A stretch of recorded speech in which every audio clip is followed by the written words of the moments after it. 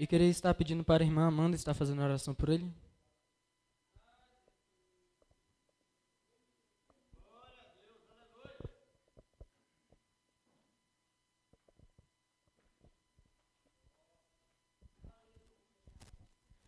Saúde, amada igreja, com a paz do Senhor. Estendam a mão para o pastor. Aleluia. Soberano Deus, Pai amado e Pai querido, Espírito Santo, aqui está o teu filho, Senhor. Toma ele, Senhor, em tuas mãos, Senhor, protege ele, a casa dele, a vida dele, os passos dele, Senhor. Que quando ele vem entoar, Senhor, a tua palavra, Espírito Santo, que todo laço, Senhor, toda palavra contrária seja quebrada sobre a vida dele, Pai. Ele é teu servo, Senhor, cuida dele, Senhor, assim como o Senhor, meu Pai, tem alimentado, Senhor, tem colocado, Espírito Santo, a tua palavra sobre a vida dele para nos alimentar, para nos proteger, Senhor, aleluia, da tua graça, Senhor, que o Senhor venha nos dar entendimento, Senhor, pelas palavras, Senhor, que vai ser entoada sobre este lugar hoje, Senhor. Eu te agradeço, Senhor, e mais uma vez te peço, Senhor, toma os teus filhos, Senhor, o teu filho, Senhor, nas tuas mãos, em nome de Jesus, amém.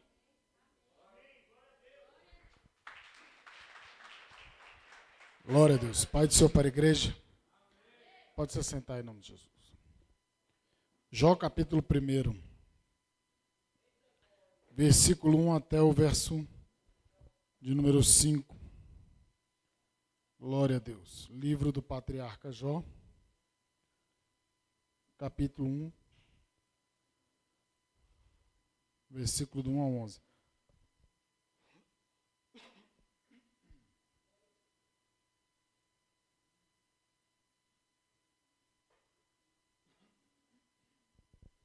Aleluia.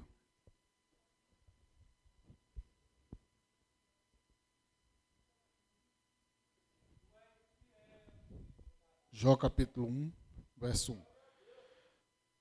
Diz assim: havia um homem na terra de Uz, cujo nome era Jó, homem íntegro e reto, temente a Deus, que se desviava do mal. Nasceram-se 7 filhos e 3 filhas. Possuía 7.000 ovelhas, 3.000 camelos, 500 juntas de bois e 500 jumentas. Era também muito numeroso o pessoal ao seu serviço, de maneira que este homem era o maior de todos do Oriente. Seus filhos iam às casas uns dos outros e faziam banquetes, cada um por sua vez, e mandavam convidar suas 3 irmãs, a comer e beberem com eles. Decorrido o turno de dias de seus banquetes, chamava Jó seus filhos e os santificava. Levantava-se de madrugada e oferecia holocausto segundo o número de todos eles. Pois dizia: talvez tenham pecado os meus filhos e blasfemado contra Deus em seu coração. Assim o fazia Jó continuamente. Graças a Deus. Meus irmãos, esse texto é muito importante para nós e nós precisamos entender o contexto de como foi escrito isso daqui. Aqui nós vemos um homem, um patriarca. Esse é um período antecedente à lei de Moisés. E era um homem, um patriarca que exercia o sacerdócio. Era um homem com muitas qualidades.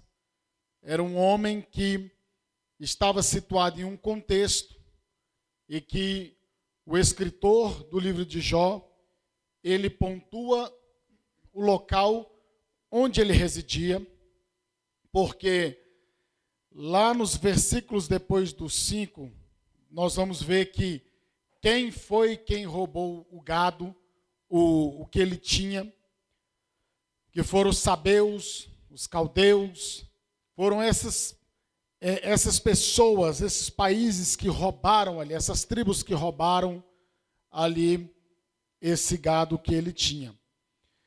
E começa dizendo o capítulo 1 e o versículo 1 que havia um homem. E nesse mundo que nós estamos vivendo, estamos carecendo de homens que exerçam verdadeiramente o seu papel, de acordo com o modelo bíblico. E o texto ele pontua que havia um homem. E nos versos mais para frente Deus diz que não havia nenhum homem como Jó naquele momento ali. E no momento que nós estamos vivendo, estamos precisando, a sociedade está precisando de que os homens ajam, é redundante, né? Que ajam como homem. É uma redundância. Mas por quê? A gente tem visto umas coisas meio estranhas por aí. E aí, o que está precisando? De homens e homens de Deus. Está precisando de que as pessoas exerçam verdadeiramente o seu papel. E ele estava plantado em Uz dos caldeus. Ele estava plantado ali naquele lugar.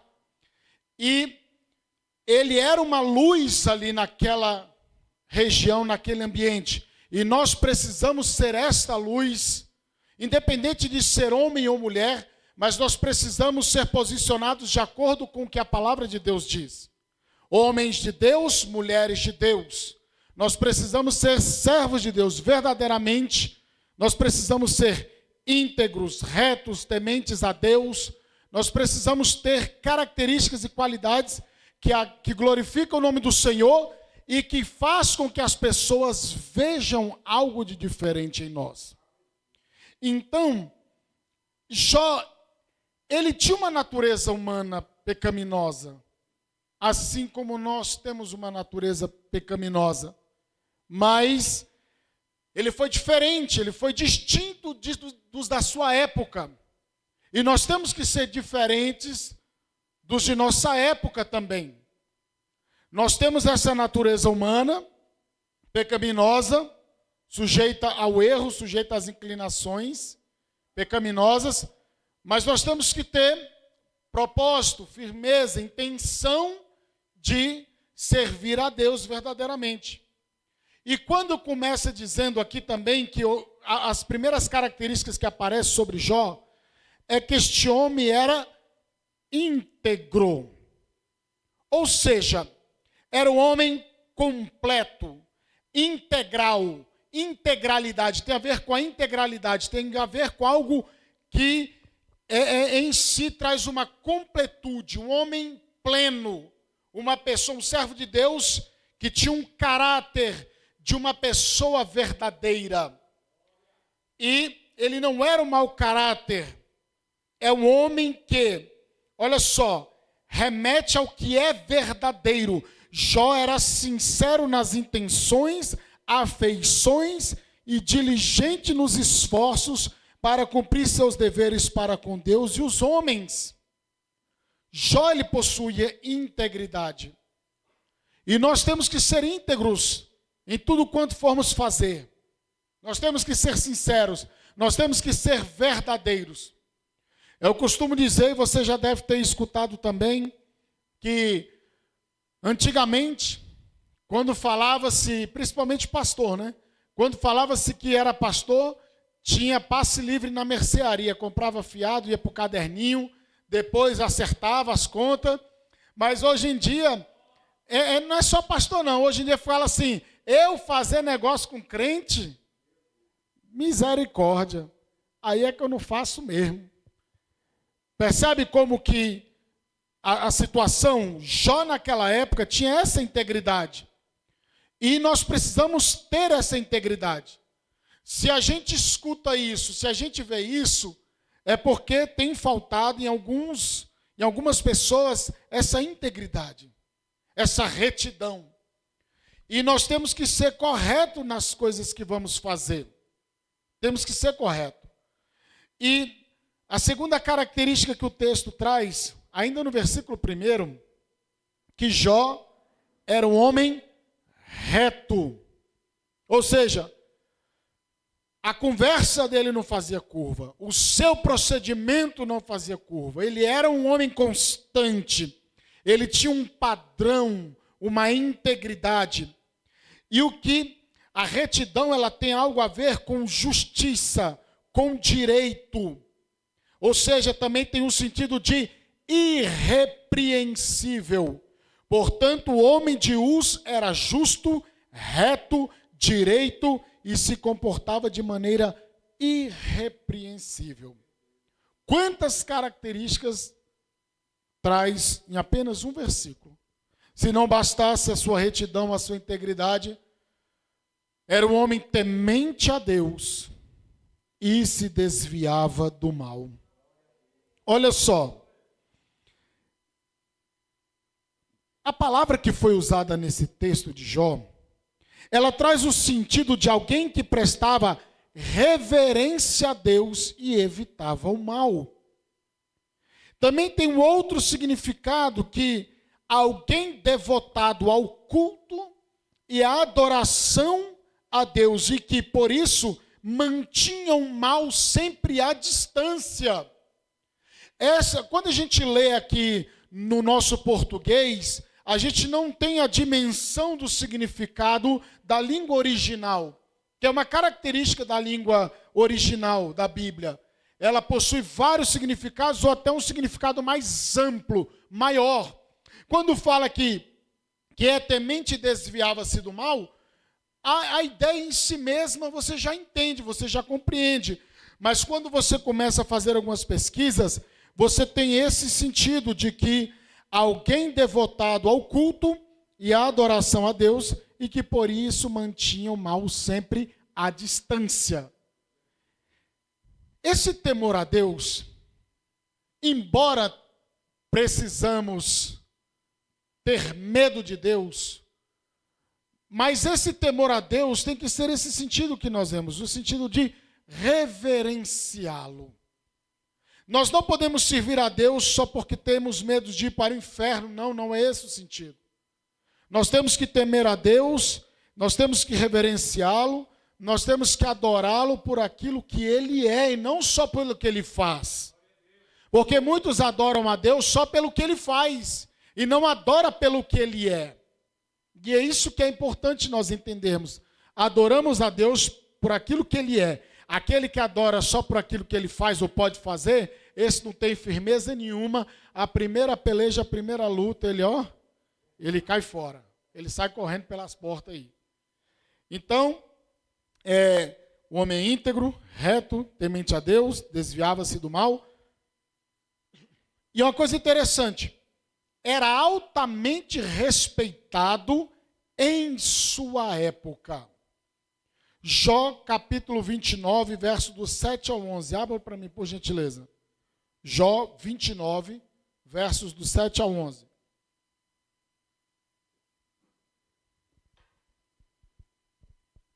Glória a Deus. Olha como era. Nós estamos aqui analisando o perfil desse homem de Deus, que serve para toda a igreja, é o padrão para toda a igreja, padrão para todo cristão. Ele era altamente respeitado em sua época. Capítulo 29, versículo do 7 ao 11. Quem encontrou, pode ler, por favor.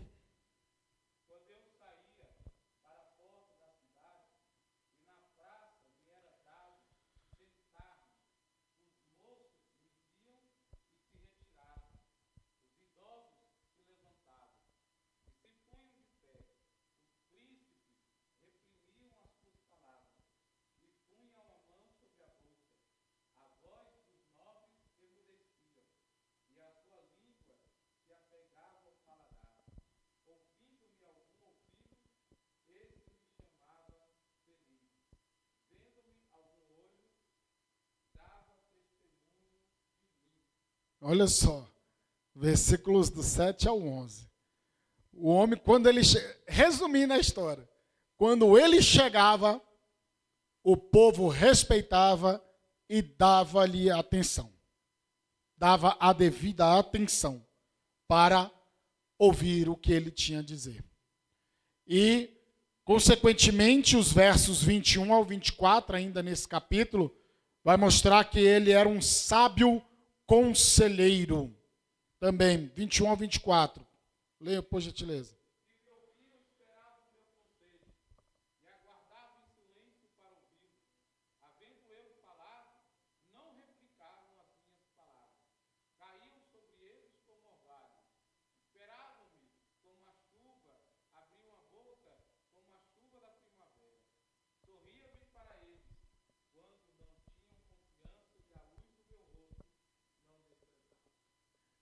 Percebam que a integridade, a retidão, o temor a Deus e desviar-se do mal, faz com que você seja respeitável, faça com que você seja um sábio conselheiro, porque quando você tem essas características que nós começamos a dizer no início do versículo, significa o quê? Que nós temos comunhão com Deus. E quando nós temos comunhão com Deus, nós temos respeito, nós adquirimos respeito, nós temos conselhos sábios para orientar as pessoas. E o que era tão interessante que as palavras de Jó era tão aguardada como quem espera a chuva, ou a terra seca espera pela chuva. Era assim, a palavra de Jó era aguardada, o povo aguardava ele transmitir o que ele tinha para falar. Portanto que ele era um homem íntegro, completo, pleno em sua época. E é isso que Deus está procurando em nós, procurando na igreja.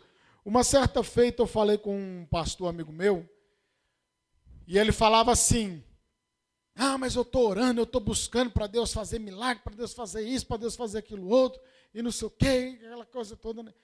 Ele naquela sangria desatada, tipo, querendo que na marra, que Deus fizesse na marra. E ele já estava perdendo um pouco o equilíbrio.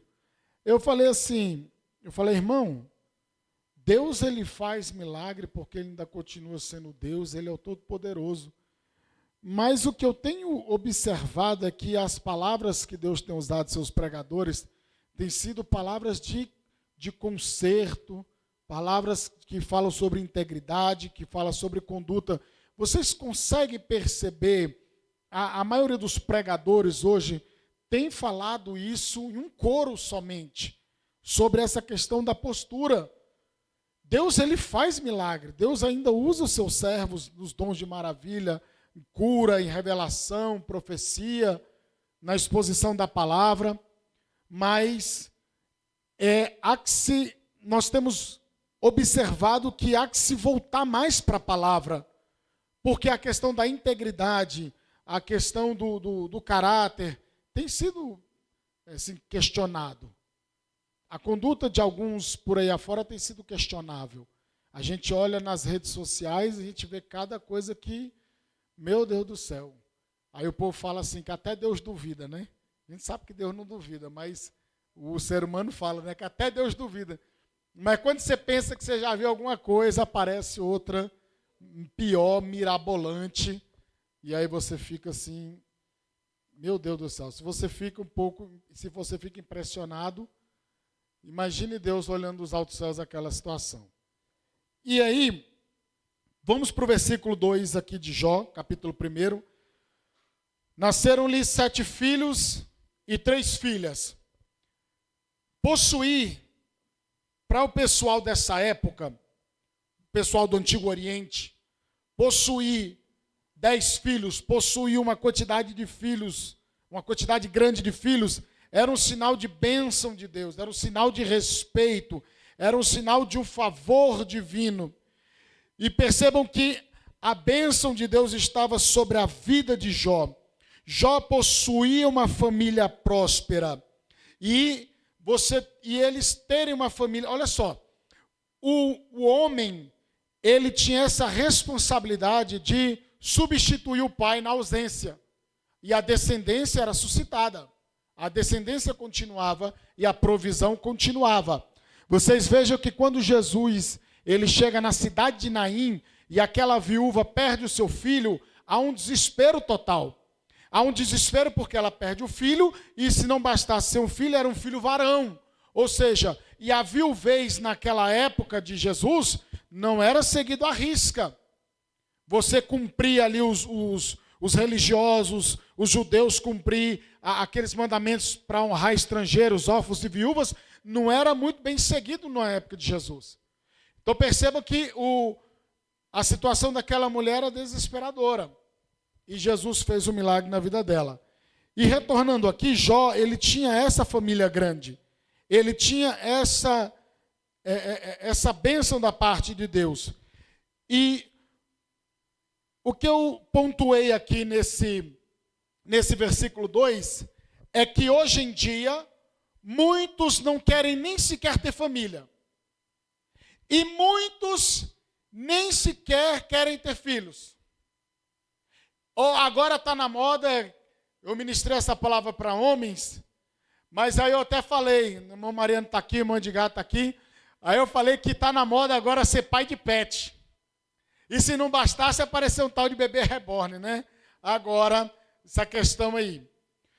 Olha só, a gente vê cada coisa andando por esse Valparaíso aí afora, e a gente vê as pessoas com seus pets, seus cachorrinhos dentro dos carrinhos de bebê empurrando.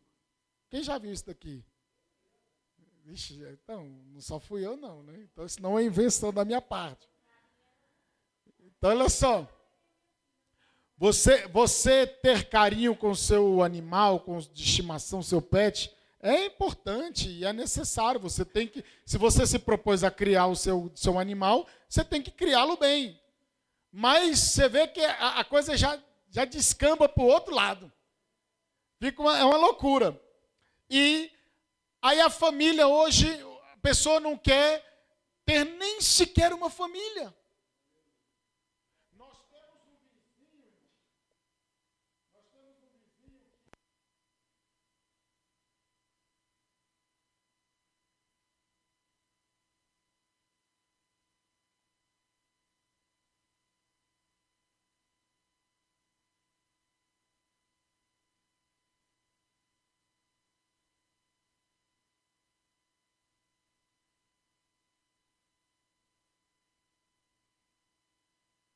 Ora, é um mandamento bíblico, você casar e você ter filho. Aí agora, se você vai frutificar e encher a terra, aí já é com você, né? Aí já é outra conversa. Mas no Salmo 127, versículo do 3 ao 5, fala que os filhos são um presente do Senhor, uma recompensa que Ele dá. Os filhos que o homem tem em sua juventude são como flechas na mão do guerreiro. Feliz é o homem que tem uma aljava cheia delas. Não será envergonhado quando enfrentar seus inimigos à porta da cidade. Olha só, eu disse para os irmãos, onde eu ministrei, que a flecha, você que dá o destino para ela. Você é uma competição de arco e flecha, nas Olimpíadas, por exemplo, ele vai mirar o alvo que dá a nota 10. Se é uma caça, o caçador ele vai mirar a caça. E assim sucessivamente. Então, quem tem o poder da flecha e do arco é que dá a direção. E nós que somos pais, nós que damos a direção aos nossos filhos, é responsabilidade nossa dar a direção para os filhos. Essa é a nossa responsabilidade, que nós temos que fazer. E voltando aqui ao versículo 3 do capítulo 1 de Jó, vamos lá. Possuía 7.000 ovelhas, 3.000 camelos, 500 juntas de bois, 500 jumentas. Era também muito numeroso pessoal ao seu serviço, de maneira que este homem era o maior de todos os do Oriente. Ele era um pecuarista de sucesso, né? Vamos dizer assim. O camarada, ele era forte no agronegócio. Tinha muita gente, tinha muito recurso. Só que eu acho interessante que quando fala que ele tem muitos empregados, possui muito gado, e era o maior de todos do Oriente, aqui me chama a atenção alguns detalhes. Era um homem trabalhador. E tem homem que não quer trabalhar. Tem pessoa que não quer trabalhar. Só quer ficar escorado. Eu assisti essa semana que passou, eu assisti que lá na Argentina, algumas pessoas estavam reclamando que o presidente da Argentina cortou os benefícios sociais. Ele cortou os benefícios sociais e as pessoas estavam reclamando, porque agora elas tinham que trabalhar e antes elas ficavam em casa e recebendo aquele recurso E eles estavam brigando lá com o pessoal da emissora de TV, lá na reportagem, brigando que ele tinha cortado. Aí agora a gente vai precisar ir trabalhar, a gente vai ter que ir trabalhar. Pessoal, irmãos, o trabalho é que dignifica a pessoa. O trabalho, é claro que a assistência social, ela precisa existir. E é o que a igreja faz, é um dos papéis da igreja. Nós não estamos negando a questão da assistência social. O problema é que tem gente que escora nessa questão da assistência social e não quer trabalhar. Eu sou professor em um contexto que a gente percebe muitas dessas coisas. A pessoa tem bolsa isso, bolsa aquilo. Quando soma o tanto de bolsa que ela tem, meu Deus do céu, e trabalhar para quê? E aí quando vai buscar os meninos, quando bate o sinal, é aquela prole assim, volta assim, ó. É uma coisa assim, mais ou menos nesse sentido assim.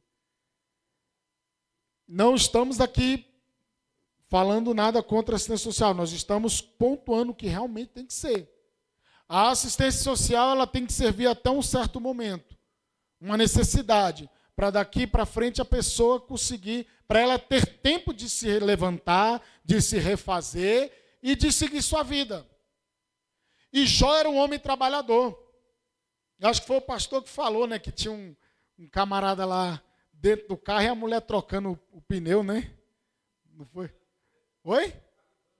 Calibrando pneu e o homem dentro do carro, no celular, mexendo no celular. Então, olha só que absurdo. O negócio está meio bagunçado. Então, olha só. Efésios 4, 28. Olha o que diz a palavra de Deus. Abra aí, Efésios 4, 28. 4, 28.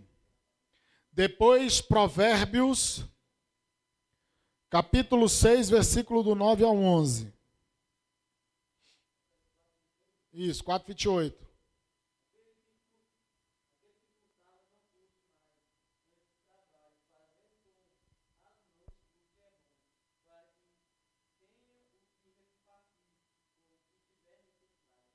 Olha só, tem que trabalhar, porque aqui é um contexto do camarada que vivia essa prática, né, do furto, do roubo. Agora ele tinha que fazer o quê? Agora ele tinha que trabalhar, porque era bom, e ainda tinha que repartir. E olha só, Provérbios capítulo 6, versículo do 9 ao 11. Alguém encontrou? Provérbios 6, 9 ao 11.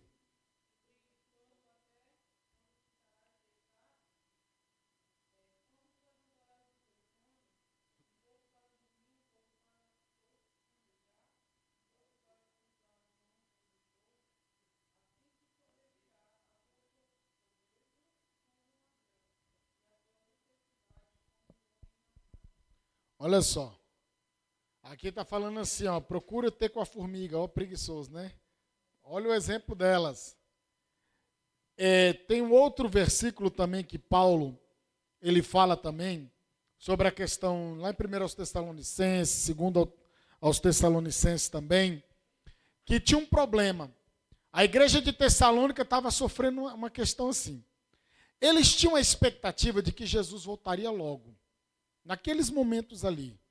Não demoraria muito. E aí muitos homens, muitas pessoas começaram a cruzar os braços. E falaram, não, Jesus vai voltar e está tudo certo. Então não vamos trabalhar mais. Jesus vai voltar, para que eu vou trabalhar? E aí o apóstolo Paulo ficou sabendo dessa situação, ele escreve a carta para colocar as coisas no devido lugar. E ele fala o quê? Aquele que não trabalhar, esse também não coma. Muito simples. Ele fala desse jeito. Muito simples. Não quer trabalhar? Então você não tem direito a comer, você não tem direito a nada, então. Ele era bem objetivo no momento que precisava ser. O apóstolo Paulo, para ele não ser pesado à igreja em um momento, ele foi fabricante de tendas, ele fabricou tendas. Ele trabalhou com as mãos dele para prover o sustento, para não pesar a igreja que naquele momento não tinha condições de sustentá-lo. E ele deixa bem claro na primeira e na segunda carta aos Tessalonicenses. Nós vimos aqui no versículo 3 ainda de Jó que ele tinha o quê? Muitos servos, muitos empregados. Ou seja, ele era um patrão exemplar.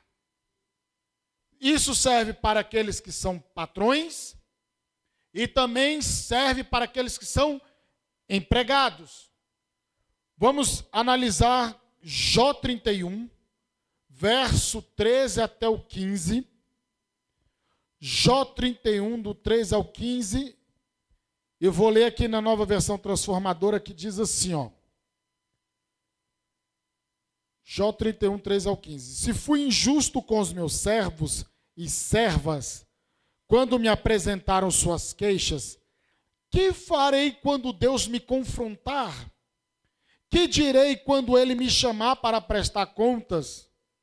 Pois o mesmo Deus que me criou, também criou meus servos. Formou no ventre materno tanto eles como eu. Olha a mentalidade desse camarada aqui, irmãos. Um homem de sucesso, rico, generoso, justo e que tratava com respeito os seus empregados. Se eu não me engano, até onde eu vejo, né, que a gente não sabe até onde é verdade, mas até onde eu vejo, eu já vi alguns vídeos do presidente da CIMED, aquela indústria farmacêutica CIMED. Eu não sei se alguém aqui já viu, mas ele falando como ele trata os funcionários dele, é uma coisa assim surreal, irmãos. Coisa assim que você vê que ele é um camarada que ele vai, ele observa, ele vê se estão sendo bem tratados, se tem um local adequado para trabalhar, se ele estava preocupado também com as mulheres e começou também a prover, como é uma indústria farmacêutica, a prover absorventes para elas terem aquele momento ali e tudo. Até nisso o cara pensava. Em tudo o cara pensava. Aí o povo fala, o presidente da CIMED está andando no carro de não sei quantos milhões de reais. Mas a empresa dele, ele honra os empregados dele. Os empregados têm participação nos lucros. E aí o que acontece? O pessoal veste a camisa e não quer sair da empresa. Quem vai querer sair da empresa? Não vai. E Jó era um patrão justo, era um homem correto. E também nós que somos empregados, agora traçando também esse paralelo, Colossenses capítulo 3, 22 ao 23. Abra lá, por favor. Colossenses 3, 22 ao 23. Nós falamos sobre o patrão exemplar. Agora nós vamos falar sobre nós que somos empregados. Como é que a gente precisa se comportar diante dos nossos empregadores?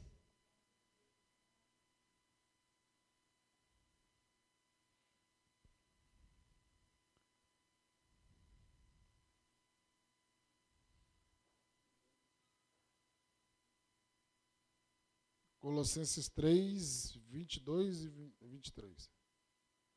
Quem encontrar pode ler.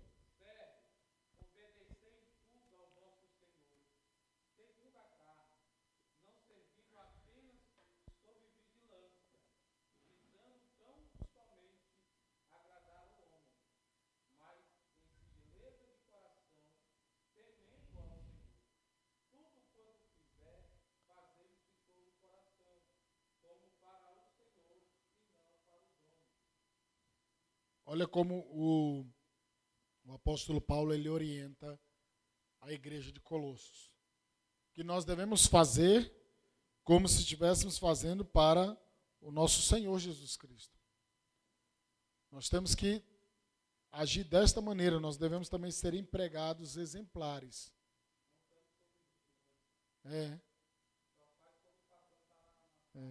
Quando o patrão chega, é aquela coisa, né? Mas quando o patrão está longe, é só Jesus na causa, né? voltando aqui para Jó, versículo 4 agora, capítulo 1. E iam seus filhos à casa uns dos outros, e faziam banquetes, cada um por sua vez, e mandava convidar suas 3 irmãs a comer e beberem com eles. Os filhos de Jó gostavam de passar tempos juntos. É mais ou menos por aí, comemorando aniversários, diz alguns estudiosos sobre esse texto. Ou seja, tinha uma harmonia, tinha uma comunhão entre os irmãos. E hoje, em alguns lares, não posso generalizar, mas em bastantes lares, a gente vê essa falta de comunhão entre os irmãos. Por exemplo, eu não tenho comunhão com meu irmão, mas porque ele resolveu se isolar na vida dele lá. Até minha mãe é bloqueada. Hoje é aniversário da minha mãe, eu não sei nem se ele deu os parabéns para minha mãe. Deve ter uns 3 anos, né, Lidiane? Que ele não fala com a minha mãe. Ele se isolou. Ele não fala com a minha irmã, ele não fala comigo, ele me odeia. Mas a gente sabe por que ele odeia a gente, né? É o saravá que está na vida dele lá.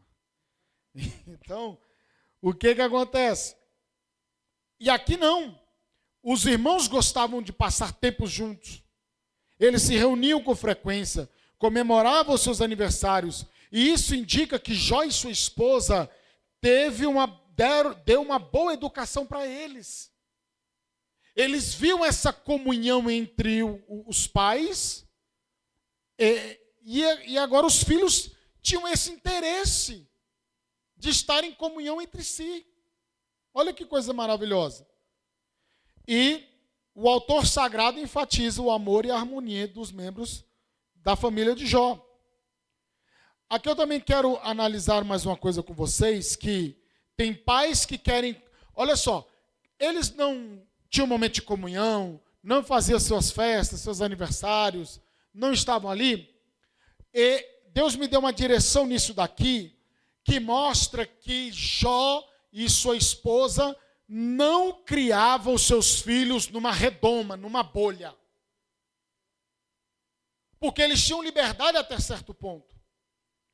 E hoje, claro que o nosso contexto é de muita criminalidade, é muito complicado, mas a gente tem que pedir a sabedoria e graça de Deus para liberar, soltar a corda aos poucos, né, a expressão, digamos assim, com prudência, porque se a gente aperta demais, escapa tudo pelos dedos, escorre tudo pelos dedos.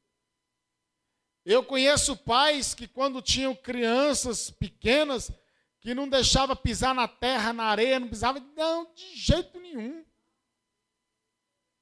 Meu Deus do céu, era uma coisa de doido, assim, sabe? Não podia, não deixava de jeito nenhum. E aí a pessoa fica, a primeira oportunidade que ela tem, ela cai fora. Deus que me livre. Estou indo embora. E aí não pode criar o filho nessa bolha, nessa redoma. Não, ele tem que conhecer, ele tem que ver como são as coisas. Nós temos que aproveitar as oportunidades e ensinar. Isso existe, e infelizmente é assim, assim, assim. Nós temos que mostrar também as coisas que a gente vê por aí. Não só as coisas boas, mas mostrar, para que eles aprendam como exemplos. Outra coisa, a Bíblia diz que os filhos devem honrar os pais. Isso é fato. Filhos, honrem os pais, que é mandamento com promessa para que te vá bem. Mas também tem um versículo para os pais, que não tratem seus filhos de modo a irritá-los, antes eduquem-nos com a disciplina e a instrução que vem do Senhor. Nós temos que educar e instruir e corrigir. Com Efésios 6, do 1 ao 4. Que nós temos que educar com disciplina e a instrução que vem do Senhor. Então é isso que Deus me direcionou nesse versículo 4 de Jó, capítulo 1.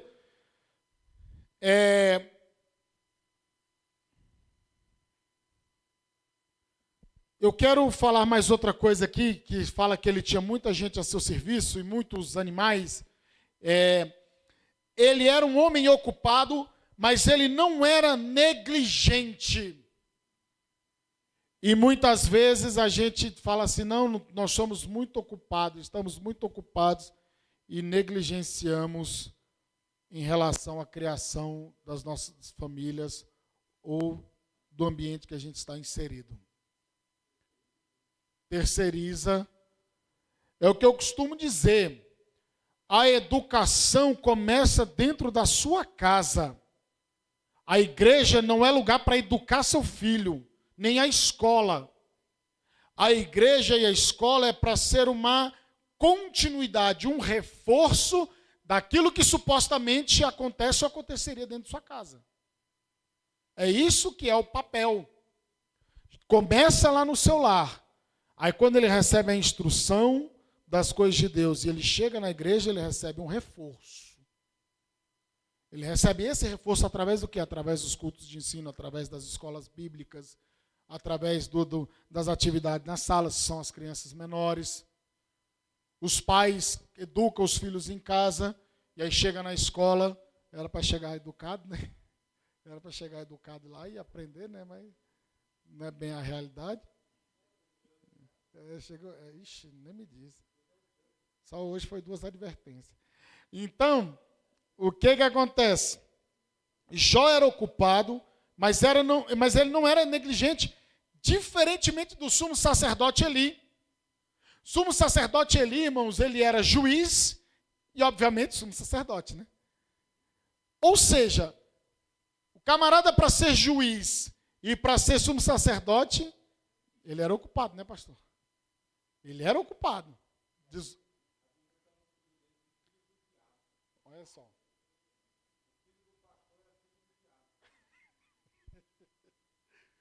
Primeiro livro de Samuel.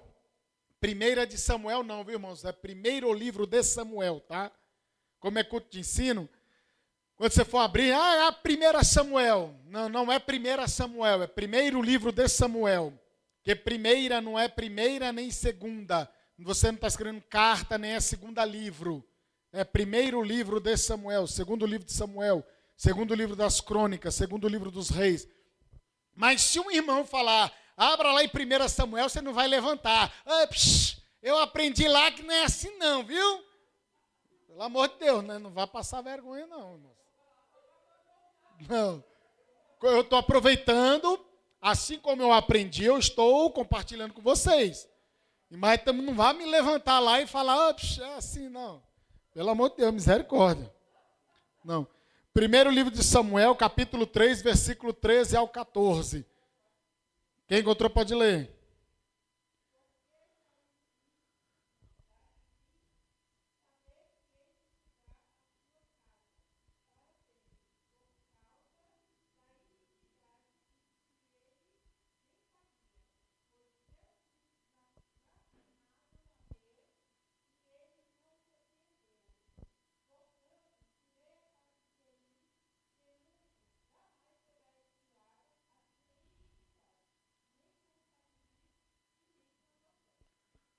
Isso aqui é um sumo sacerdote da linhagem de Arão, porque Eli era da linhagem de Arão. Ele tinha referência. Ele ouvia um julgamento. Primeiro, ele ouve o juízo de Deus por intermédio de uma criança. Porque ele mesmo já não ouvia mais a voz de Deus. Diz que o tempo, as visões eram raras. E aí Samuel está ali, né? Ana cumpre seu voto e Samuel está lá com o sumo sacerdote. E aí ele está lá dormindo e Deus começa a falar com ele. Ele está achando que é Eli que está chamando. E aí até que Eli se toca e fala, não, meu filho. Quando você ouvir pela terceira vez, você fala assim, fala que teu servo ouve. E aí quando ele responde dessa maneira, aí Deus fala. Você vai dizer assim, assim, assim, assim para casa de Eli. Aí Samuel chega interessante, né? Quando Samuel chega, ele Vai, meu filho, fala que eu sei que ele meio ele já sabia, né? O que estava mais ou menos acontecendo. Ele também não era bobo, não. Era negligente, mas não era bobo. Do sacerdote ali? Não. Negligência. Negligência como ofício. Qual era a negligência? Os filhos de Samuel, Hofni e Finéias, né? Hofni e Finéias. Tinha... agora eu não sei se é Hofni e Finéias fala de fogo estranho, ou não, é lá em Números, né? Não, é em Números. Mas o fogo estranho... Na frente do templo. Na porta do templo. Em adultério, em prostituição na porta do templo. E a oferta que era para Deus, ele metia o garfão lá e tirava. E tinha a oferta que o sacerdote podia tirar para ele. Justamente. E o Eli de braços cruzados. Vendo tudo e passando a mão na cabeça. E aí acontece que os filhos são mortos, e aí vão contar a notícia, e ele está lá escorado lá, ele dá um trupicão lá e morre.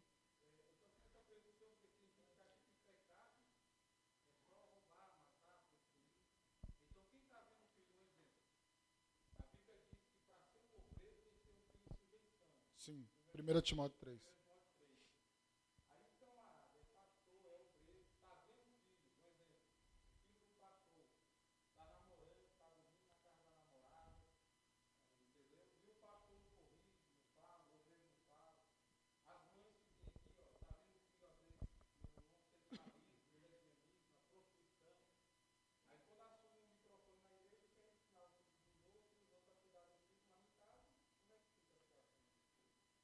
Eu muitas vezes sou chato, né?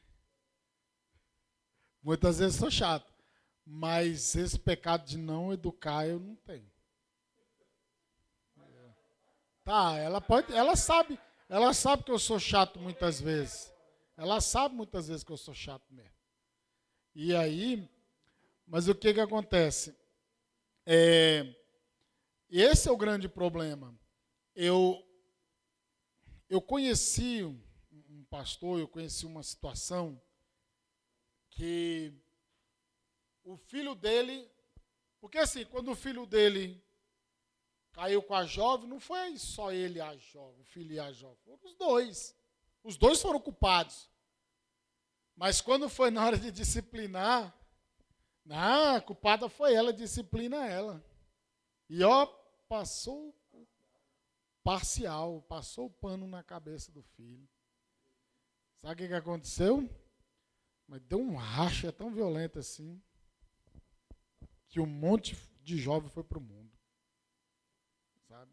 É claro que uma coisa não justifica a outra, né? O jovem para o mundo por causa disso, mas você vê o que causou, que situação que criou. E o sumo sacerdote ali foi dessa maneira. Vocês não têm ideia, irmãos, do que era o trabalhar, ser um sumo sacerdote, era o mais alto cargo em Israel. Não era nem do rei.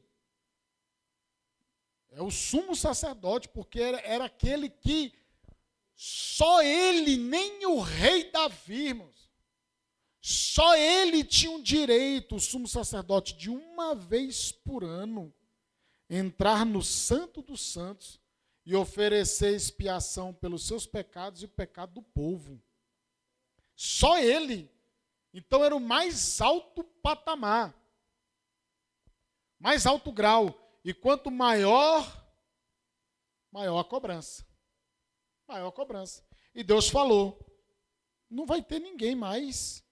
Seus pecados não serão expiados e não vai ter ninguém da sua família que vai oferecer sacrifício nem nada. E pronto. Só que Jó era atento, ele era precavido, ele agia antes de acontecer, ele não esperava acontecer. O versículo 5 fala Sucedia, pois, que decorrido o turno de dias de seus banquetes, enviava Jó e o santificava, e levantava de madrugada, e oferecia holocausto segundo o número de todos eles. Porque dizia Jó, porventura pecaram meus filhos e amaldiçoaram a Deus no seu coração. Assim fazia Jó continuamente. Olha aqui, Jó estava sempre atento. Você está atento ao que o seu filho e sua filha faz? Porque Provérbios 27 e 23, eu quero fazer um paralelo com esse Provérbios 27 e 23, que procura conhecer o estado das tuas ovelhas, põe o teu coração sobre os teus rebanhos. Você está pastoreando o seu lar. Você é o responsável dentro da sua casa, na educação, ali, com quem quer que você mora, com quem quer que você seja responsável. Então procura conhecer o estado das tuas ovelhas. Põe o seu coração sobre os teus rebanhos. Fique atento. Fique atento no que está acontecendo, nas amizades, nas coisas, porque é o dever nosso de ter esse cuidado. Nós que já estamos com mais maturidade, que já temos alguns janeiros à frente dos nossos filhos, nós temos esta responsabilidade de cuidar deles, de protegê-los, de estar de olho neles, para que eles não venham cair na cilada do diabo, porque a todo instante, a todo momento. Provérbios 31, 27, fala da mulher que edifica a sua casa, mas aqui a gente pode pegar o princípio que é ensinado aqui. Provérbios 31, 27. Abre aí, por gentileza.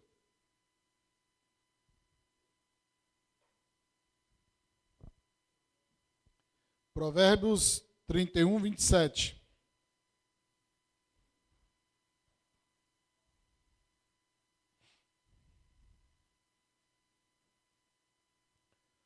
Provérbios 31, 27.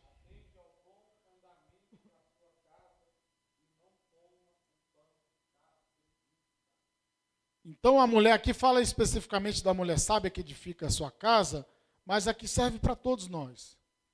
Que atenta ao andamento da casa e não come o pão da preguiça. Vê como está o andamento das coisas. E é ativo. Está ali, precavido, agindo. Deus abençoe. Está ali agindo na prevenção. E tem muitos que agem quando a coisa já aconteceu. E aí é mais difícil às vezes. Às vezes não, é mais difícil, sempre. Quando você consegue precaver, é muito mais tranquilo. Diz o quê? Que Jó, no versículo 5 ainda, que chamava Jó a seus filhos e os santificava. Ou seja, vocês podem ter um momento de lazer, de comunhão, o momento a sós de vocês, mas agora é a hora de estudar a palavra. Agora é a hora de aprender das coisas de Deus. Ele pensava, talvez eles tenham blasfemado, ou falado alguma coisa, ou feito alguma brincadeira ali entre eles que tenha desagradado a Deus. Isso é a precaução. E Jó fala assim que quando terminava os dias, o decorrido turno de dias, significa que quando chegava no momento certo, agora é o lazer, mas agora é a hora da verdade. E ele mandava chamar, ele quem trazia para perto de si, para ensinar as coisas de Deus. E não é você não, como o pastor falou, não tem que terceirizar o ensino das coisas de Deus, a educação para outros, não. A responsabilidade é tua, a responsabilidade é minha. Agora foi a diversão, mas agora a hora é séria. Agora a hora de Deus. Vamos instruir, vamos aprender. E o que eu acho maravilhoso é que ele oferecia holocaustos segundo o número de todos eles. Quantos filhos Jó tinha? 10. 10 filhos. Ele oferecia holocaustos pelos 10? Sim ou não? Como é que era o holocausto na época? Hoje a gente tem que levar para os cultos, sentar, fazer um culto doméstico, sentar, estudar a palavra, ensinar a palavra, mostrar, você está lendo a Bíblia, não está? Mas agora imagine se você fosse um sacerdote patriarcal, em que você tivesse que pegar 20 animais, 10 animais, e oferecer de um por um. A gente não viu que ele era um homem muito rico, muito ocupado, mas ele tinha tempo para os filhos dele, ele tinha tempo para ensinar as coisas de Deus. Ele não abria mão disso. Ele não abria, e é o que nós precisamos muito da graça de Deus para isso. Agora vocês imaginam tratar 20 animais, misericórdia, tratar 10 animais, de um por um. E o holocausto era uma oferta de inteira dedicação a Deus. Ele estava consagrando todos os seus filhos para Deus. E sabe o que eu acho mais maravilhoso? É que ele não fazia acepção de seus filhos, todos iguais. E quando eu vou para a Bíblia Sagrada e eu vejo filhos prediletos, eu vejo problema. Me diga 2 exemplos de predileção de filhos e que trouxe problema.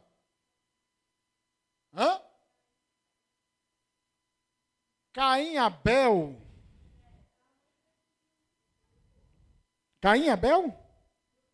José. Oi? Também, Jacó e Esaú. Olha só. Agora você imagina. Gênesis 25, está lá. Isaac e Raquel tinham seus preferidos. Olha o problema. Gênesis 25, 28. Amar um filho em detrimento de outro causa grandes problemas. Isaac amava Esaú porque gostava de comer a carne da caça que ele trazia, mas Rebeca amava Jacó porque Jacó estava mais ali no pé da mãe, ali, mais ali do lado, né? Era o filho mais carinhoso. E aí aconteceu o quê? Que um se fantasiou do outro e tomou a benção do outro e recebeu a benção. E aí um vendeu a primogenitura e virou aquela bagunça toda. Aí lá mais para frente, depois de Jó sofrer um cadinho, e ele ser tocado pelo anjo ali na juntura da coxa, que agora ele ia ter que andar na dependência de Deus, aí Deus já tinha feito um trabalho no coração de Esaú, quando ele fez uma oração lá em Padã Arã, quando ele fez um voto com o Senhor, que se Deus abençoasse ele na viagem, ele devolveria os dízimos, seria fiel ao Senhor. E quando ele estava morrendo de medo, lá no Val de Jaboque, aí quando ele veio, ele era meio tribuladinho, né? Ele manda presente e o povo tudo na frente, e ele fica para trás, né? Ele falou, não, vamos testar o humor do meu irmão. E aí quando vem Esaú, e Esaú vem para cima dele, abraça e beija, aquela coisa toda, e a comunhão foi restabelecida. Mas você vê que a predileção lá no começo causou problema. Como vocês citaram também aí, Jacó amava mais a José, e isso foi causa de discórdia entre os irmãos. Agora você vê eram 12, né? Eram os 12, né? Aí você vê assim, 11 filhos, aí você tem um. Aí Jacó teve José, por conta de uma situação, que era o filho da velhice, aquela coisa toda. Aí ele deixa esse sentimento tomar de conta dele e ele faz uma vestimenta diferente. E aí ele dá para José. Aí os 11 ficam olhando lá. Poxa, nosso pai ama mais ele, fez um negócio diferenciado. E o negócio é só com ele, e é amor para lá, é beijinho, abraço, é aquela coisa toda. E com a gente aqui, pelo amor de Deus, misericórdia, um negócio desse. Aí vocês sabem o que aconteceu, né? Embora a gente saiba que tudo era um plano de Deus para desencadear em Gênesis 50, mas analisando por esse lado, os irmãos nem sequer eram capazes de dizer uma única palavra amigável, de tamanho ódio por causa de filhos prediletos. E voltando aqui ao texto de Jó, ele não tinha filho predileto, ele oferecia os 10, agora eu falei, os 10 holocaustos de um por um. Abençoava de um por um, com a mesma bênção, com a mesma forma, com a mesma maneira. E ele finaliza esse versículo 5 dizendo: assim fazia Jó continuamente. Exercer isso daqui requer perseverança. Perseverança em ser íntegro, em ser reto, em ser justo, em ser um bom empregado, em ser um bom patrão, em ser um bom pai, uma boa mãe. Tudo isso requer perseverança e deve ser feito continuamente. E até que horas eu tenho, pastor? Esgotou? Tem algum minuto aí? Eita, nós tinha mais um bocado aqui. E olha só. Não, e eu vou finalizar aqui, vocês vão entender. E todo esse cenário deste homem de integridade, aí vem os versículos 6 falando que no dia que os filhos de Deus resolvem se apresentar diante de Deus, vem Satanás no meio. E aí Deus fala: de onde tu vem? Ele de rodear a terra. Aí Deus fala: viste meu servo Jó? Ele vê, ele só te serve porque ele tem riqueza, ele tem família, ele tem isso, tem aquilo outro. Aí Deus fala: opa, ele é o maior, não há nenhum outro como ele. Faz o seguinte, você pode, toca aqui nos bens, toca no filho, mas preserva-lhe a vida. A vida não. Então tá, e começa. O homem de Deus, o crente fiel, com todas essas qualidades, ele não está isento de sofrer situações difíceis. Jesus disse: no mundo tereis aflições, mas tende bom ânimo, eu venci o mundo. Segundo aos Coríntios, capítulo 1, versículo do 3 ao 7, vocês vão ver a explicação de Paulo sobre o propósito do sofrimento. E acontece que num belo dia, no versículo 13, que os filhos de Jó e as filhas comiam e bebiam na casa dos seus irmãos, veio um mensageiro a Jó e lhe disse: os bois lavravam e as jumentas pastavam junto a ele, e deram-lhe os sabeus e tomaram. Aos servos feriram o fio da espada, e só eu escapei para trazer-te a novidade, a notícia. Estando este ainda falando, o camarada traz a primeira notícia, perdão da expressão, a primeira notícia de desgraça. Já vem outro na sequência, é como se um tivesse chegando, e o outro saindo e o outro já chegando. O patriarca não teve nem tempo de respirar com tanta notícia. Mas ele estava firmado na rocha, sua vida de integridade e temor a Deus, ele estava firmado na rocha que é Cristo. Por isso que com todas essas mensagens, com todos esses bombardeios, com todos esses ventos, ele conseguiu se manter.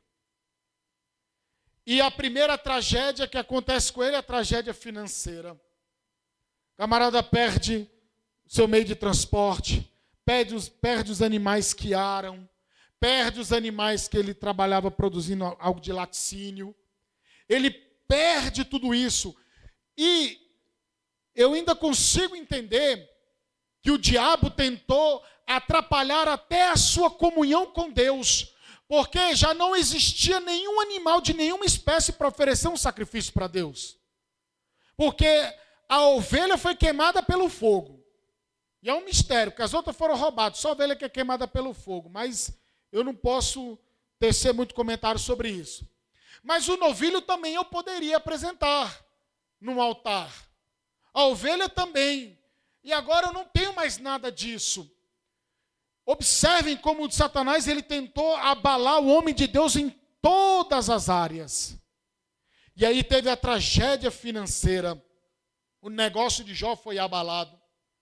E quantos casamentos não são abalados por conta de tragédias financeiras? E nós temos que ter a graça de Deus para se refazer e poder seguir avante. Nós vimos aqui tragédia de natureza familiar. Perder um filho é algo calamitoso. Agora você imagina perder 10. E o que eu acho interessante é que a esposa de Jó, irmãos, ela fala assim, mas moço, tu ainda mantém a sua integridade com Deus? Amaldiçoa esse teu Deus e morre.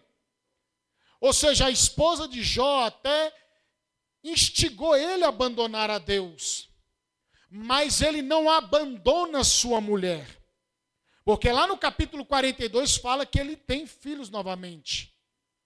E quantas pessoas que quando sopra o vento já abandona o cônjuge, abandona o esposo, abandona a mulher, na primeira luta, na primeira tribulação, já se divorcia, já quer ir embora, não quero saber, não sei o quê, e é aquela bagunça. Jó não abandonou sua mulher, de forma alguma. Outra coisa, tragédia de natureza física e psicológica. O camarada estava tão abalado fisicamente que ele foi acometido das enfermidades, e ele estava tão abalado psicologicamente que ele, lá no capítulo 3, ele até amaldiçoou o dia que ele nasceu. Ele vai, rapaz, maldito o dia que eu fui nascer mesmo. Que negócio é esse? O homem abalou psicologicamente. Porque foi uma notícia atrás da outra, uma notícia atrás da outra, e, meu amigo, pode ser o homem de Deus que for, abala. E com todas essas provações, o seu temor, a sua integridade fez ele se humilhar e adorar a Deus, como está no versículo 20 ao 22. Que ele se levanta, rasga o seu manto, rapa a sua cabeça, lança em terra e adora o Senhor. E diz que Jó não pecou e nem atribuiu a Deus falta alguma. Fique de pé. E no capítulo 42, quando ele entende a razão de tudo, ele diz, bem eu sei que tudo podes e nenhum dos teus planos podem ser impedidos. Quem é aquele que sem entendimento encobre o conselho do Senhor? Eu antes só ouvia falar, agora os meus olhos te veem. Por isso eu me abomino e me arrependo no pó e na cinza. E diz que Deus se apresenta aos seus muito amigos, entre aspas, né? E fala, a oração de vocês eu não vou ouvir, mas a de Jó eu vou ouvir. E aí Jó, ele intercede pelos seus amigos que o acusou de pecado escondido. E vocês observam um detalhe, só uma curiosidade. Os animais não foram restituídos em dobro? Mas e os filhos? Os filhos continuaram 10. Porque Deus tomou para si todos eles. Eles não morreram, eles estão vivos. Isso é um mistério tremendo. Olha que coisa maravilhosa. Isso é um detalhe do texto de Jó. Que Deus abençoe a sua vida. Em nome de Jesus Cristo. Pastor Ronildo, com as considerações finais, em nome de Jesus.